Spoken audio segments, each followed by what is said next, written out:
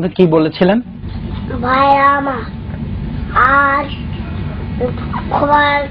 মনে আপনাদের সামনে হাজির হয়েছি।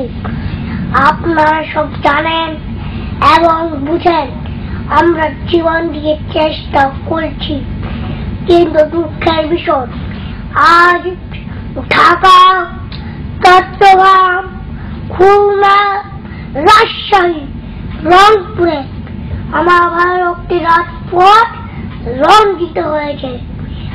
আজ বাংলার মানুষ মুক্তি চায়, বাংলার মানুষ তার অধিকার চায়।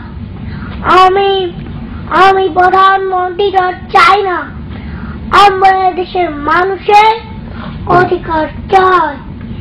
আর যদি একটি গুলি চলে, আর যদি আমার ভাইকে হত্যা করা হয়, তোমাদের উপর আমার অনুরোধ হইল প্রত্যেক ঘরে ঘরে দুর্গ গড়ে তুলো। তোমাদের যা কিছু আছে তাই নিয়ে শত্রুর মোকাবেলা করতে হবে, এবং যেভাবে রাস্তাঘাট যা যা আছে আমি যদি হুকুম দেওয়া না পারি তোমরা বন্ধ করে দিবে।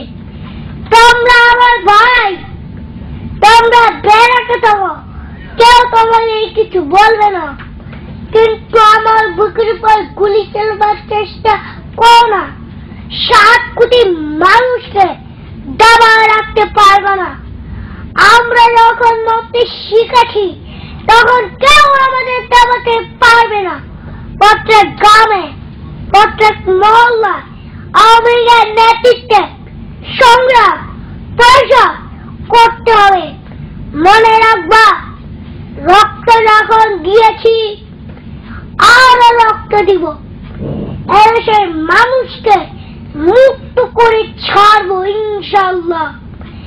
এবারে সংগ্রাম আমাদের মুক্তির সংগ্রাম, এবারে সংগ্রাম আমাদের স্বাধীনতার সংগ্রাম।